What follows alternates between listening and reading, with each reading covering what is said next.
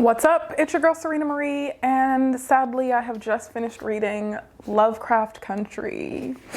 I say sadly because there's not going to be a season 2. If you know, Lovecraft Country was adapted into a series on HBO, but because there's only one book, there's only going to be one season of the show. I know that a lot of people won't want to watch because there's only one season, but like, it's a limited series. Get into it. It was amazing. The show was amazing. The book was amazing. Let's dive in.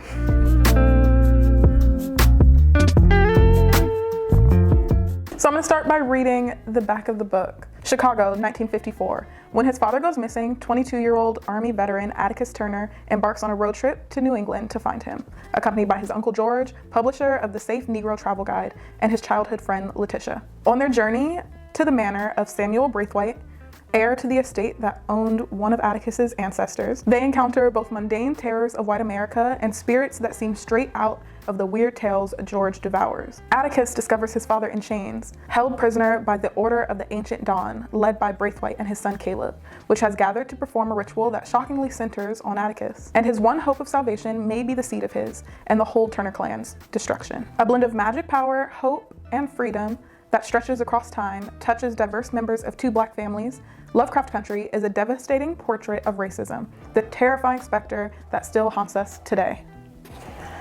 How can you not want to read this after hearing that? I found out about this book because of the series, and so years later, I think the series came out in 2002. This book was published in 2016, and I just read it here in 2022. So I am a bit behind, but it was well worth the wait. Usually I like to read a book before I even know who is playing who, and if there's being an adaptation or if it's being adapted. But because the show came out years ago, I knew that, why can't I remember anyone's names? I knew that Jonathan Majors was playing Atticus, obviously, and Letitia was played by this woman whose name I'm blanking on. I'm blanking on everyone's name right now. Smollett, something Smollett, can't remember.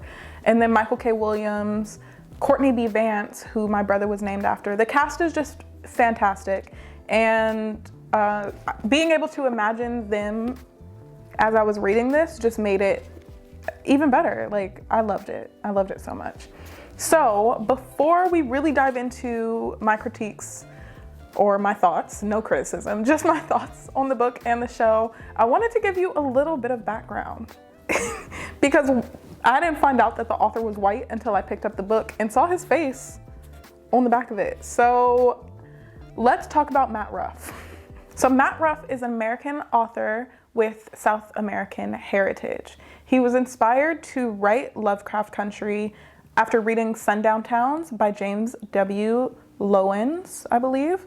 In Sundown Towns, the author wrote about Hugo Green's Negro motorist Green Book, I think is what it's called, or The Green Book, which was turned into a movie. We don't have to talk about that. But after reading about this in Sundown Towns, Matt Ruff was inspired to not only write this book, but also make one of the main characters the creator of his own kind of green book called, what is it called?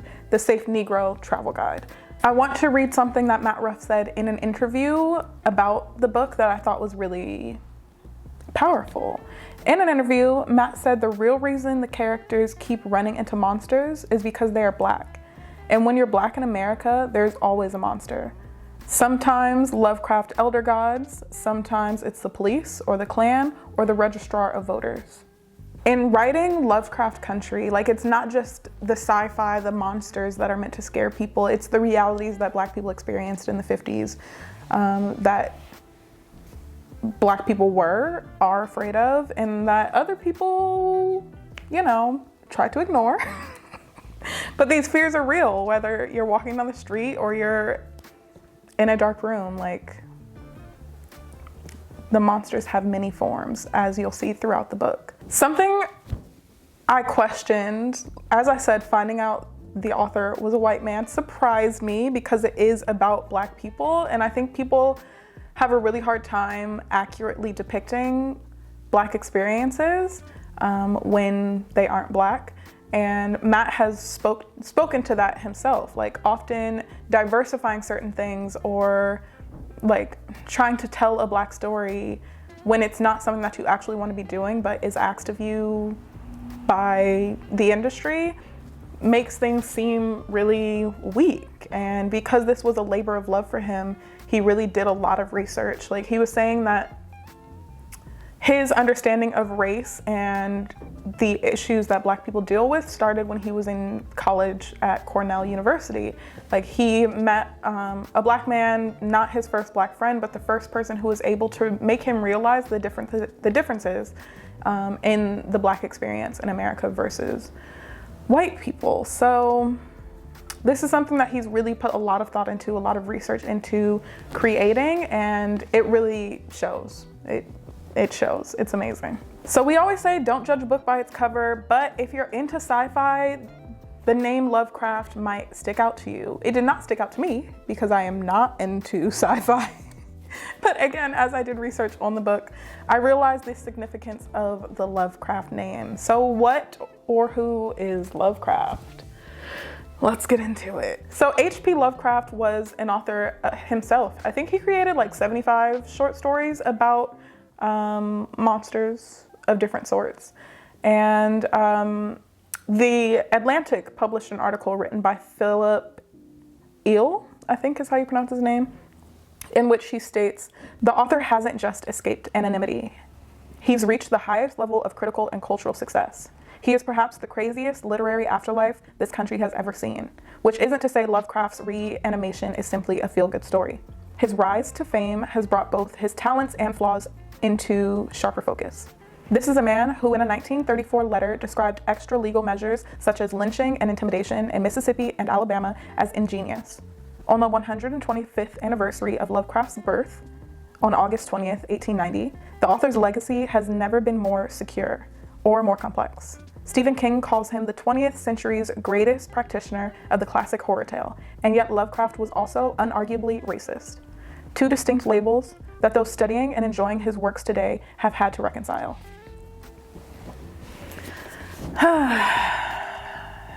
To name a book after a man with such reputation, but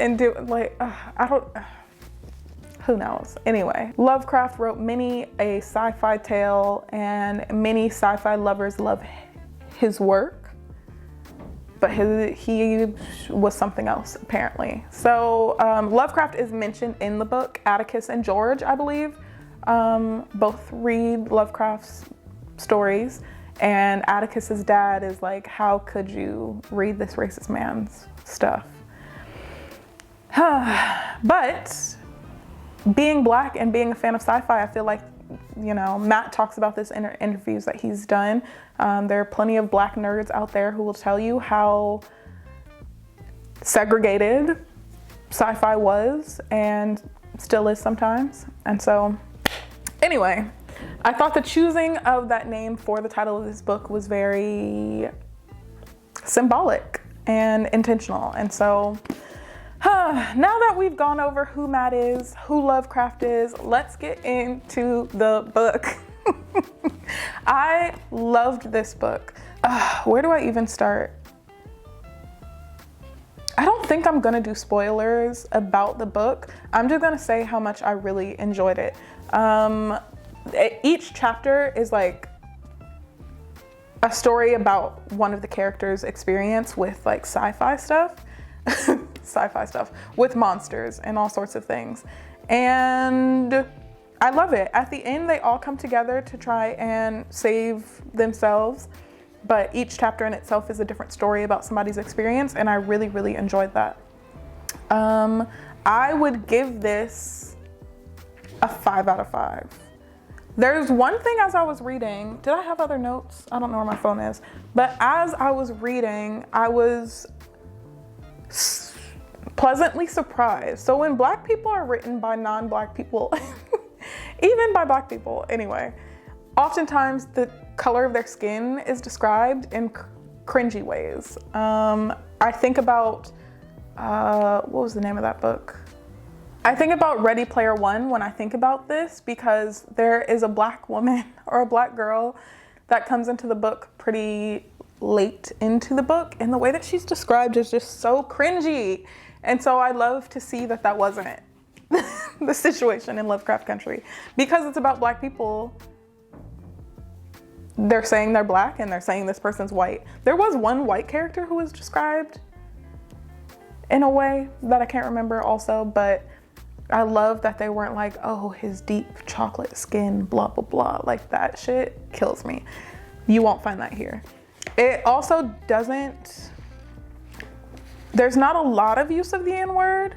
I think it comes up a bit later in the book, but I was just happy to be reading a book and not have to see the N-word every paragraph. Now that I've told you how much I loved this, let's talk about the show. So like I said, I think the show came out in 2020, and no, 2020, because I was like in the pandemic trying to get people to watch it. Either 2020 or late 2019. And I loved it from jump. I am not into sci-fi. Like, I typically don't go for sci-fi books, but I really enjoyed this. And so if you have any recommendations for other books like this, maybe because it's like a historical fiction type of situation. Anyway, any recommendations for similar books, please let me know. So the funny thing about the show is that Matt Ruff first tried to pitch this as a TV show before he wrote the book. I think it was back in 2007. He went to Hollywood like, yo, I have this great idea. And they were like, you want to make a story about black people experiencing racism, and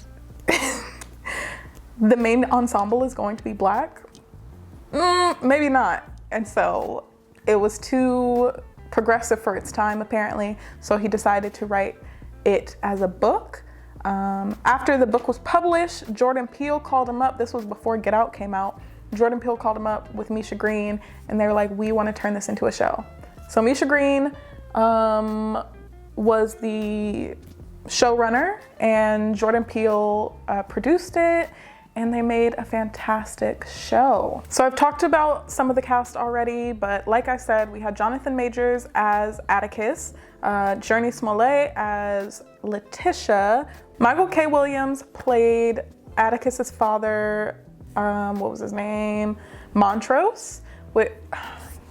I don't want to be sad. Rest in peace, Michael K. Williams. He was so phenomenal, so amazing in this show and in everything that he's done. Aunjanue Ellis was playing Hippolyta in the series.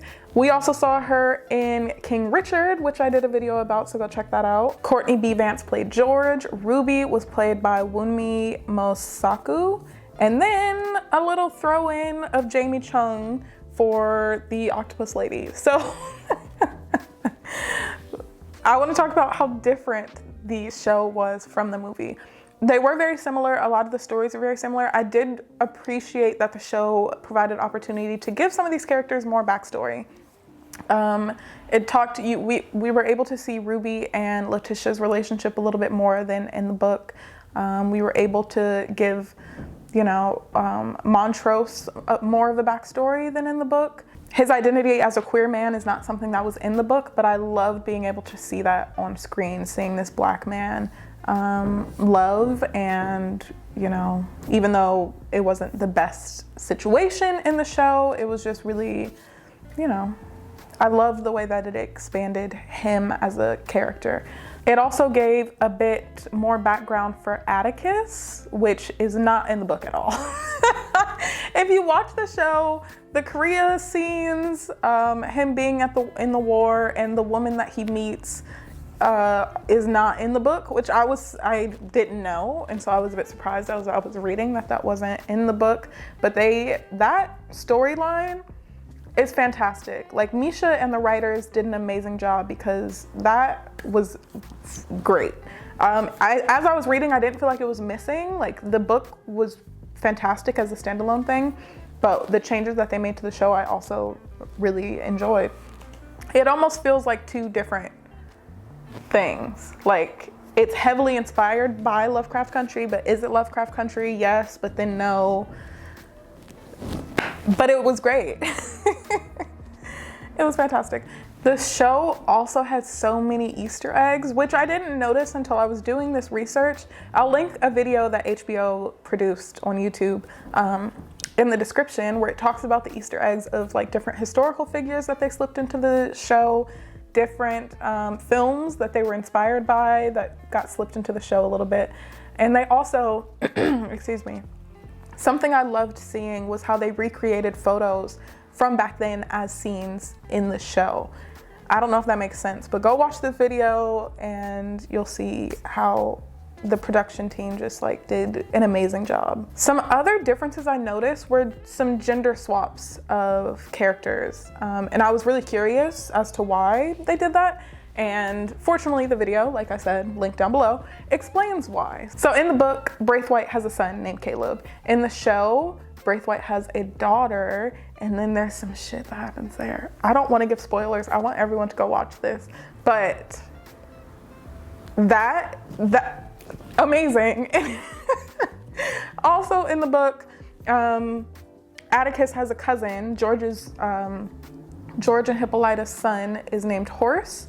In the show, they have a daughter who's, I can't remember the character's name, but I also was curious as to why it didn't feel like a significant, the Braithwaite daughter being flopped made sense to me, but the other character being swapped didn't really.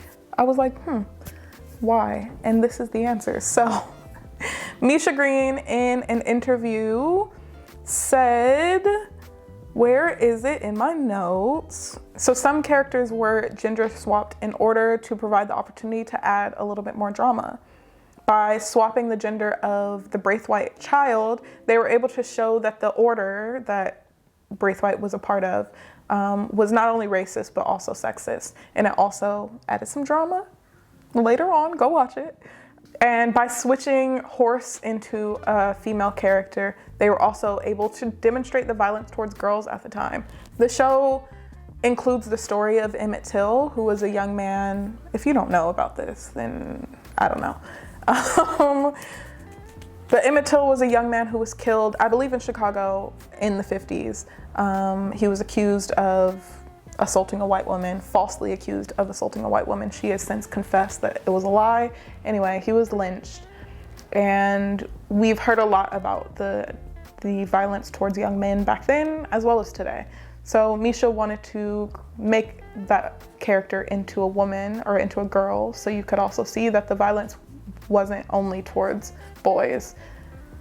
Women and girls were also being physically harmed by white people back in the day. So it is very deep. I feel like I have so many thoughts and I should have written this down better, but I say all this to say both the show and the book were amazing.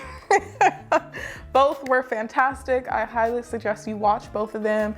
And if you already have, let me know what your thoughts about them were in the comments below. Thank you so much for watching today's video. If you liked it, make sure to give it a like and subscribe. If you want to see more of my book to movie adaptation type videos, you can click here. And if you want to watch my last video, click here. And I will see you in the next one. I don't know what to do with my hands.